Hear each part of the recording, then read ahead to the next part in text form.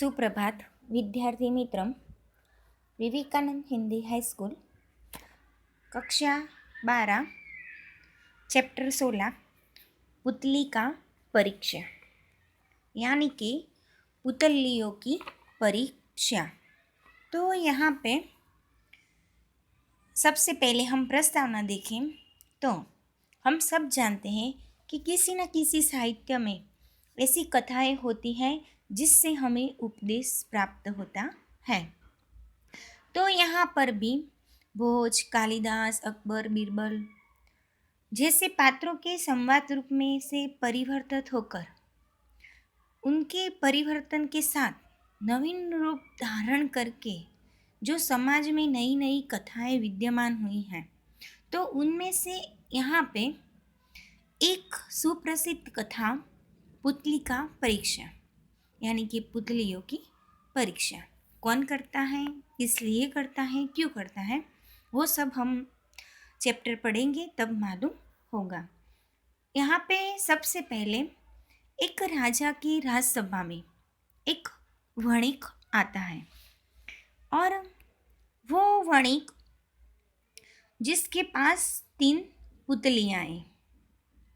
वणिक यानी कि एक परदेसी है जो राजसभा में आता है और उसके पास जो 3 पुतलियाँ हैं वो तीनों पुतलियाँ देखने में एक जैसी हैं, लेकिन कौन सी पुतली का कितना मूल्य है, यानी कि तीनों का मूल्य अलग अलग है। तो किंतु जब कोई भी सभापति ये जो पुतलिकाएँ हैं उनका मूल्य अलग अलग क्यों है, तो ये कोई बता पाता नहीं है। तो राज्यसभा में ये काम मंत्री अपने ऊपर लेता है और मंत्री किस तरह से अपनी सूझबूझ से ये तीनों पुतलियों का दाम क्यों अलग अलग है वो सब बताता है।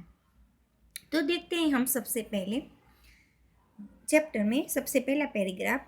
एकदा एकस्याः नृपसभायां कश्चित् विदेशिकः वणिकः समागतः। एक दिन राज दरबार में एक परदेसी वणिक आता है। तस्य पार्श्वे काष्ठमयं सौन्दर्यं कलात्मिका आकारेण प्रकारेण भारेण रूपेण रागिणं च समानः तिस्रः पुलिका आसनः। यहाँ पर उसके पास लकड़ी में से बनी हुई सुंदर कलात्मक आकार वाली, प्रकार, वजन, रूप और रंग से एक समान 3 पुतलियाँ हैं। राजसभायां उपस्थितः असौ वणिकः पुतलिकाः नृपं प्रदर्शयति।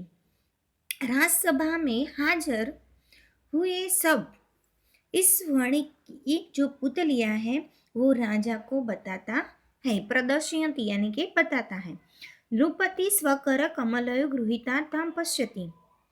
और फिर राजा हाथ में लेकर देखता है कि कलात्मिका नृपति मन हरंती, ये कलात्मक जैसी पुतलियाँ राजा का मन हर लेती हैं। नृपति तम वाणिज्यं प्रशंसति स्वकीयां प्रसन्नतां च प्रकटयति। राजा उस व्यापारी की प्रशंसा करता है और अपनी प्रसन्नता व्यक्त करता है। नृपति प्रसन्नं दृष्ट्वा असौ वणिकतां क्रेतुं प्रार्थितवान्। ऐसे जो राजा है उसे प्रसन्न देखकर वणिक उसे ये पुतलियाँ देने की प्रार्थना की, यानी कि ये पुतलियाँ खरीदने की प्रार्थना की। और कुछ वणिक ने उसे खरीदने की प्रार्थना करता है। तो राजा क्या कहता है, ततो नृपति वाणिज्यतासाम मूल्यम पृच्छति। तब जब वो वणिक राजा को पुतलियाँ खरीदने के लिए कहता है तो राजा उसे उस पुतलियों का दाम पूछता है। तदा वणिक वदन्ति यानी बोलना। तब वणिक कहता है, त्रिषूणाम् अपि पुतलिकानां मूल्यं भिन्नं भिन्नम् अस्ति। एकस्या रूपकमात्रस्य अन्यस्या सहस्र रूप्यकमात्रम् अस्ति। तृतीया एका पुतलिका ₹1,00,000 मूल्यं दधति। तो क्या कहता है यहाँ पे कि सबसे तीनों पुतलियों का मूल्य अलग अलग है। ₹1 जो पहली वाली है वो 1 रुपया, दूसरी का 1,000 और तीसरी का 1,00,000 मूल्य है। राजा जब दाम पूछता है तब क्या बताता है वणी कि जो सबसे पहले देखने में तीनों पुतलियां एक समान है, लेकिन फिर भी वो पहली पुतली का दाम बताता है कि सबसे पहली पुतली 1 रुपया, दूसरी 1,000 और तीसरी का मूल्य 1,00,000 रुपया है। भूपति साचर्यम वणिज्य कथयति। राजा आश्चर्यचकित होकर वो वणिक से पूछता है कि भो वणिकं कथं तावत् समानानां पुतलिकानां मूल्यम् एतावत् भिन्नं भिन्नम् अस्ति। हे वणिक, एक समान जैसी पुतलियों का दाम भिन्न भिन्न क्यों है? तब वणिक क्या कहता है? वणिक अवदत्, वणिक कहता है, हे राजन, भवतः राससभा में मात्र बहवः सिद्धांस विचक्षणां पुरुष विराजन्ते। कि हे राजा, तुम्हारी सभा में बहुत बड़े विद्वान और बुद्धिशाली पुरुष विद्यमान हैं। तेतां पुतलिकां परीक्षं तासां मूल्यं भेदं तस्य च कारणं विज्ञापयितुं अर्हति। तो वो लोग इन पुतलियों की परीक्षा करके मूल्य का तफावत और उसको जानने के लिए समर्थ है। तो मैंने क्यों इसका दाम अलग अलग बताया, वो तुम्हारी सभा में जो बैठे हैं विद्वान वो जानने के लिए समर्थ है। तब अतः ताना एव राजसभादशात एतत् पृच्छते इति, ये राजसभा के सभ्यों को पूछो। तुम यहाँ वाणी कहता है कि यहाँ पे जो उपस्थित है उन विद्वानों को पूछो। अब राजा क्या करता है? नृप उपस्थितेभ्यः राजसभासदभ्यः पुतलिकानां मूल्यं तत्र च कारणं विज्ञापयितुं निवेदितम्। राजा ने राजसभा को उसका मूल्य और तफावत जानने के लिए कहा। नृपस्य निवेदनम् अनुसरन्तः बहु विचक्षणा समागत्य पुतलिकानां मूल्यं भेदं तत्र च कारणं ज्ञातुं प्रयत्नं कृतवन्तः, परं कोऽपि तत्र सफलो नाभवत्। क्या हुआ कि बुद्धिशालियों ने उसका मूल्य और भेद जानने के लिए बहुत सारे प्रयत्न किए, लेकिन कोई सफल होता नहीं है। ततोऽसौ नृप तत्कार्य मंत्रिणं समर्पिता। बाद में राजा ने वो कार्य अपने मंत्रिणं समर्पित, यानी कि अपने मंत्री को देते हैं। चतुर मंत्री उत्थान दिनत्रयानन्तरमहम् एतत् विज्ञाय भवते निवेदयिष्यामीति नृपाय सविनयम् अकथयत्। अब वो मंत्री क्या कहता है कि मैं इन 3 पुतलियों का मूल्य जानकर आपको 3 दिन में बताऊंगा। अब क्या कहता है मंत्री कि मैं 3 पुतलियों का मूल्य जानकर आपको 3 दिन में बताऊंगा। ऐसे चतुर विनय मंत्री ने राजा से सविनयम कथयत्, ऐसा राजा को कहा। रूप तथा स्वीति कथायितं राज्यसभाया विसर्जितेन। ऐसा कहकर राज्यसभा समाप्त हो जाती है।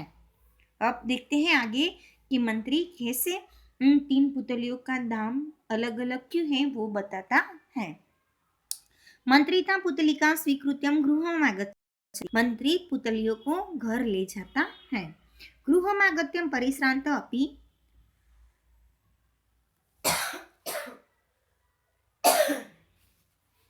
मंत्रीणां पुतलिका स्वीकृत्यं गृहमागत्यं परिश्रान्तः अपि बुभुक्षितोऽपि परिश्रम बुभुक्षां च उपेक्ष्य सर्वाणि तेन दिनान्ति कार्याणि परित्यज्यता पुतलिका सूक्ष्मशिखायां परीक्षते।